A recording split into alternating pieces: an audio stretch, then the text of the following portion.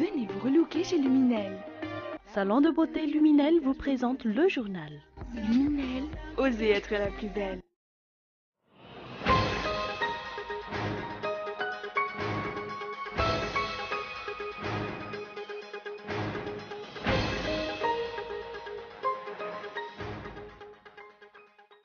Le syndicat des employés de Madagascar au sein de la Jirama refuse catégoriquement que la gestion de cette société nationale d'eau et d'électricité soit confiée à des étrangers.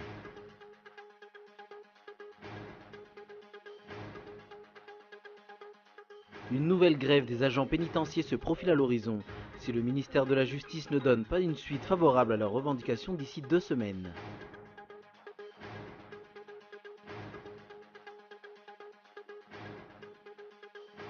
Le Gabon, toujours dans l'attente des résultats définitifs de la présidentielle, c'est en principe aujourd'hui que la Cour constitutionnelle doit rendre sa décision sur le contentieux post-électoral qui oppose le président sortant Ali Bongo et son rival Jean Ping.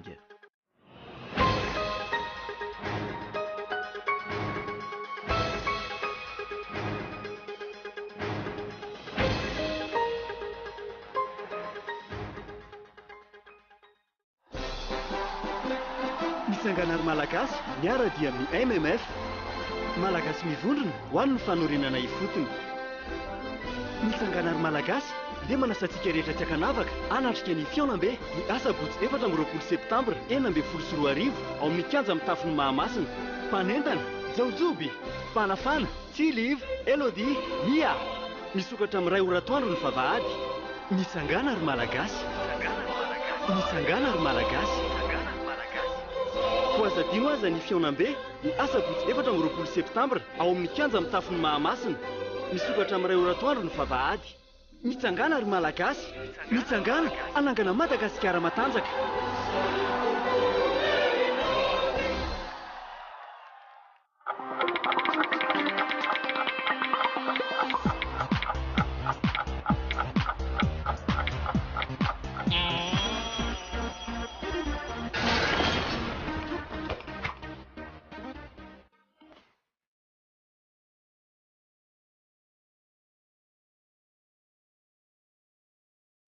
Venez vous relooker chez Luminel.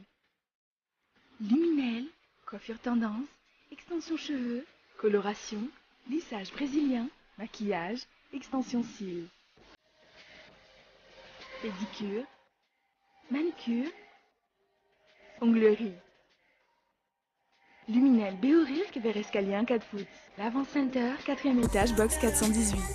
Luminel, osez être la plus belle.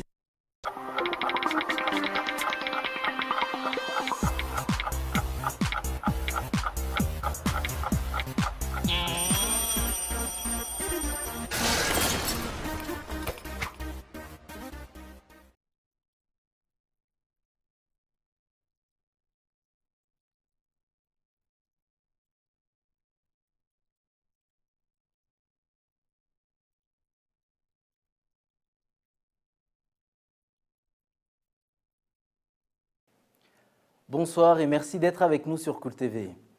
Dans l'actualité aujourd'hui, à Madagascar, sur le plan politique, stupeur et étonnement chez les téléspectateurs de la télévision Viva hier.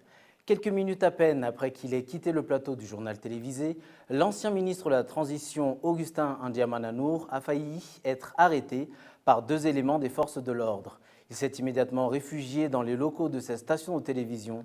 Aujourd'hui, devant la presse, les membres du bureau politique MAPAR ont condamné cette tentative, d'autant plus qu'Augustin Ndiamananour n'est pas le seul membre de ce parti politique à avoir subi des intimidations. C'est le reportage de Zourakut Nindjin. Les membres du bureau politique MAPAR qualifient de kidnapping la tentative d'arrestation qui a ciblé hier l'ancien ministre de la Transition, Augustin Ndiamananour, peu après son intervention à la télévision Viva. Selon eux, les opposants au régime subissent actuellement des intimidations et des menaces de toutes sortes. Notons qu'Augustin Ndiamananour était présent à Somaman lors de la manifestation organisée par l'association Vuna. Cette dernière conteste l'exploitation aurifère jusqu'à présent. D'après les explications de cet ancien ministre, il a été suivi depuis qu'il a quitté Somaman. Outre Augustin Ndiamananour, le domicile de la députée Nin élu sous les couleurs du Mapar, sise aux 67 hectares, a également fait l'objet d'une perquisition sans mandat hier. Tôt ce matin, c'était au domicile d'Augustin Ndiamananour, à Mboudiafout, que les forces de l'ordre se sont rendues. Une fouille qui a cependant été infructueuse, souligne l'avocate de ce dernier qui avait assisté à la perquisition.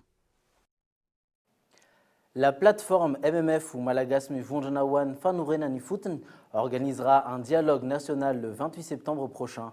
Avant cela, les membres de cette plateforme grossiront demain les rangs des partisans du mouvement Mtsanganar Malagasy lors du meeting que se tiendra au gymnase couvert de Mamassen.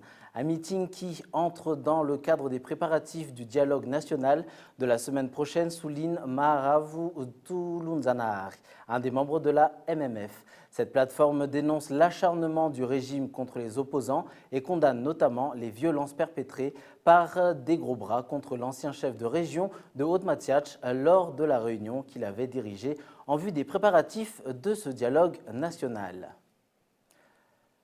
Sur le plan économique, le SEM persiste et signe. Le syndicat des employés de Madagascar au sein de la JIRAMA refuse catégoriquement que la gestion de cette société nationale d'eau et d'électricité soit confiée à des étrangers. Dans une déclaration commune faite ce jour, les employés de la JIRAMA regroupés au sein de ce syndicat ont également réclamé la publication concernant la distribution d'eau.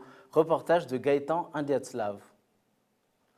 La situation financière de la JIRAMA demeure catastrophique et continue de se dégrader.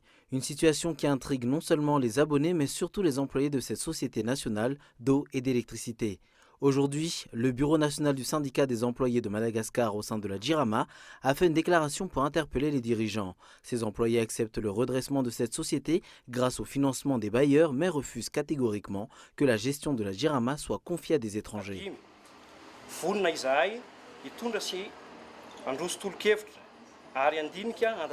Nous sommes prêts à soumettre des propositions et à participer à des tables rondes afin d'améliorer la situation de la société sur tous les plans, à travers par exemple l'abondance des centrales électriques. Nous sommes disposés à proposer des solutions à court et à long terme.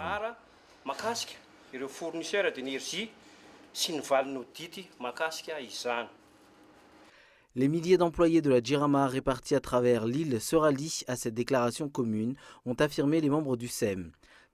Ces derniers déplorent que l'État ne manifeste pas de volonté à solutionner les problèmes de cette société. Jusqu'ici, par exemple, les résultats de l'audit sur le contrat d'achat d'énergie n'ont toujours pas été publiés.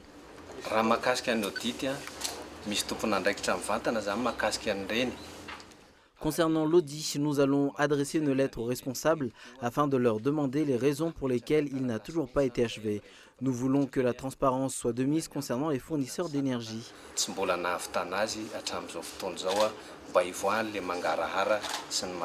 Ce syndicat craint que le redressement de la JIRAMA ne soit un prétexte pour les dirigeants afin d'obtenir les aides des bailleurs. Jusqu'ici, en effet, aucune amélioration de la situation n'est constatée, même en ce qui concerne les appels d'offres qui devraient être ouverts et transparents conformément aux exigences du FMI. Toujours sur le plan social, une nouvelle grève des agents pénitentiaires se profile à l'horizon. Si le ministère de la Justice ne donne pas une suite favorable à leurs revendications d'ici 2 semaines, ces agents pénitentiaires vont reprendre la grève. Ces derniers ne veulent plus de promesses non tenues. Reportage de Michael Ramaolai. Les agents pénitentiaires réclament entre autres des indemnités de logement et des indemnités de risque. Des indemnités que le ministère de la Justice leur a promis d'octroyer, mais qui ne sont toujours pas effectives. Ces agents pénitentiaires vont ainsi revenir à la charge et prévoient de reprendre la grève début octobre si les choses ne bougent pas d'ici là.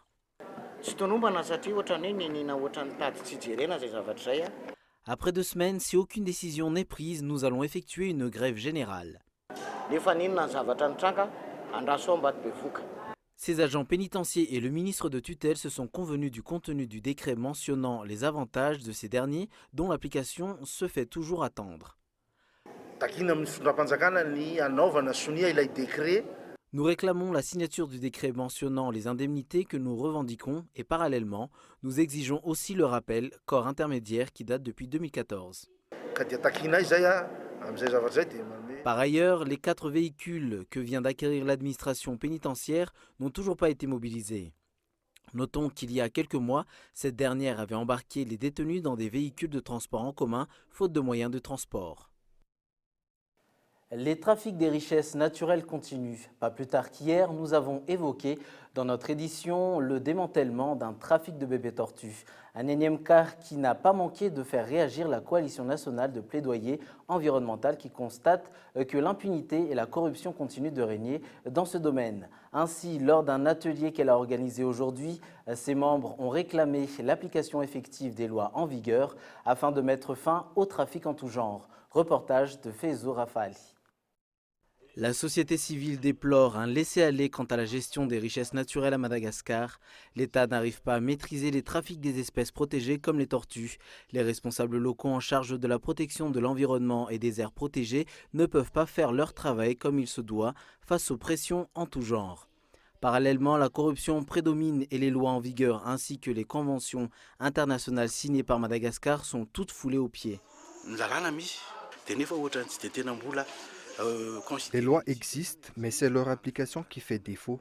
Si des personnes sont par exemple arrêtées dans le cadre d'un trafic, elles ne subissent aucune condamnation pénale et même si elles sont sanctionnées, les sanctions sont moindres. Face à ce constat, la Coalition nationale de plaidoyer environnemental ou CNPE interpelle les simples citoyens, l'exécutif, la justice et tous ceux qui œuvrent dans la protection de l'environnement afin de garantir une gestion rationnelle des richesses naturelles. Elle réclame entre autres que les trafiquants soient punis. Il faut mettre fin à l'impunité. Une fois que l'affaire de trafic est envoyée au tribunal, des sanctions doivent être prises à l'encontre des coupables. La CNPE a insisté lors de cet atelier sur l'application des lois en vigueur. Les représentants de l'Assemblée nationale, bien qu'invités, ont brillé par leur absence. L'exécutif a-t-il des difficultés à mettre en œuvre le plan national de développement ? Prévu entrer en vigueur à partir de cette année, l'exécution de ce plan n'est toujours pas effective, faute de moyens. Le chef de l'État entamera bientôt la 3e année de son mandat, mais jusqu'ici, les résultats ne sont pas probants. Dans son dernier communiqué, le CEFAFI a même dressé un bilan à mi-mandat négatif. Afin de mobiliser les ressources en faveur de la mise en œuvre des propriétés de ce plan national de développement, le gouvernement malgache organisera une conférence des bailleurs et des investisseurs au siège de l'UNESCO à Paris les 1er et 2 décembre prochains. Une conférence organisée grâce à l'appui du PNUD, de l'UNESCO, de la Banque africaine pour le développement et de la Banque mondiale. Écoutons les explications de la représentante de la Banque mondiale à Madagascar. Donc cette conférence des bailleurs, je pense, nous permettra de pouvoir mettre en avant, les ministères et le gouvernement mettra en avant des plans qui sont développés depuis plus d'1 an, vraiment pour essayer de voir quelles sont leurs priorités d'investissement en éducation, en santé, en nutrition, pour le développement rural, pour l'agriculture. Et c'est ça qu'on veut vraiment soutenir, je pense. Donc c'est une bonne nouvelle. Alors ce qu'on essaye de cibler, ce sont toutes les organisations qui sont prêtes à contribuer au développement de Madagascar. Alors bien sûr, il y a ce qu'on appelle les partenaires techniques et financiers. Certains sont basés à Madagascar, sont déjà actifs à Madagascar, d'autres ne le sont pas encore. Ils l'étaient parfois avant, ne le sont plus et seront peut-être prêts à revenir. Alors on pense aux pays bien sûr bilatéraux, les pays nordiques, d'autres pays européens, mais aussi ce qu'on appelle parfois les donneurs non traditionnels, la Chine, la Corée du Sud, les pays du Golfe qui commencent à être beaucoup plus impliqués dans le développement des pays africains. Puis il y a d'autres partenaires, il y a les partenaires privés, les investisseurs qui peuvent venir aussi, et puis des fondations, des ONG qui contribuent au développement de Madagascar. Sur le plan international, le Gabon, toujours dans l'attente des résultats définitifs de la présidentielle, c'est en principe aujourd'hui que la Cour constitutionnelle doit rendre sa décision sur le contentieux post-électoral qui oppose le président sortant Ali Bongo à son rival Jean Ping. La population retient son souffle et redoute une nouvelle flambée de violence. Reportage de France 24. Une certaine tension est tout de même perceptible. Les Gabonais qui attendent avec anxiété la décision de la Cour constitutionnelle. On peut d'ailleurs voir de longues files d'attente devant les boulangeries, les habitants qui se pressent aussi dans les supermarchés et autres magasins pour faire des provisions. Les contrôles de police et de gendarmerie ont également été renforcés, ce qui évidemment a pour effet de provoquer des embouteillages. À l'heure qu'il est, difficile de savoir exactement à quelle heure interviendra cette décision de la Cour constitutionnelle. Lors d'une audience publique hier, le juge rapporteur général a présenté son rapport final. Les avocats des deux parties, représentant Jean Ping et Ali Bongo, ont ensuite eu chacun 10 minutes pour présenter leurs arguments. L'affaire a ensuite été mise en délibéré. La présidente de la Cour constitutionnelle, Madame Marie-Madeleine Boronsou, a déclaré et a indiqué aux avocats des deux parties qu'ils devaient donc attendre qu'ils soient contactés par le greffier afin de savoir exactement le jour et l'heure à laquelle aura lieu cette audience qui devra finalement trancher sur ce contentieux électoral né de l'élection présidentielle du 27 août dernier. L'attente qui se poursuit donc ici au Gabon. Dans l'actualité également, en Californie, 500 millions de comptes Yahoo piratés. L'annonce hier en a surpris plus d'un, d'autant que ce piratage a eu lieu en 2014. Chercher l'erreur, elle vient bien sûr de Yahoo.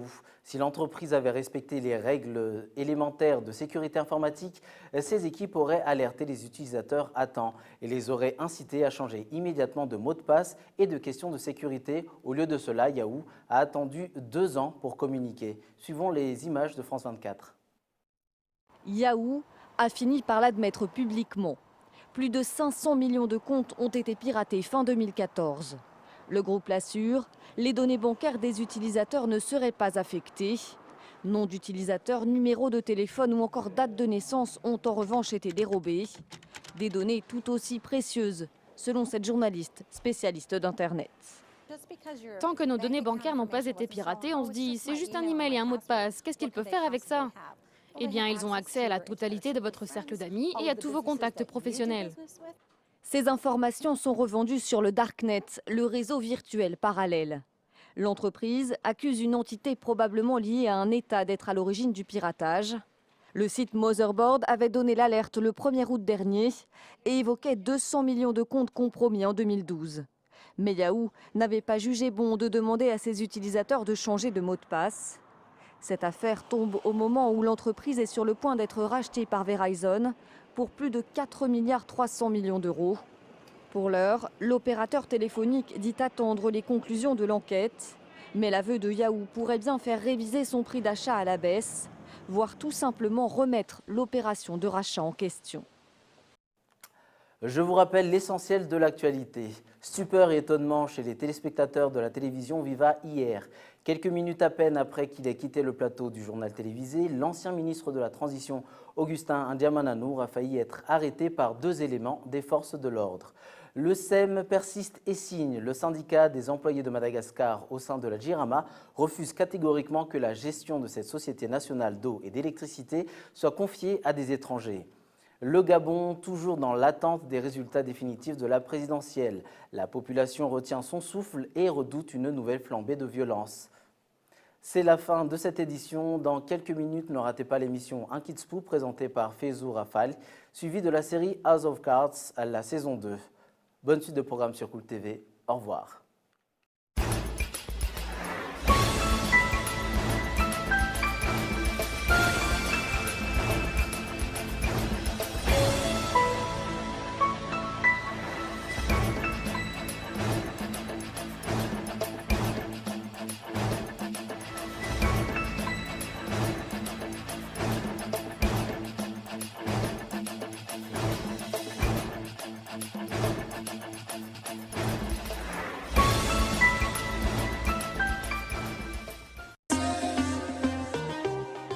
Venez vous relooker chez Luminel. Le journal vous a été présenté par Salon de beauté Luminel. Luminel, osez être la plus belle.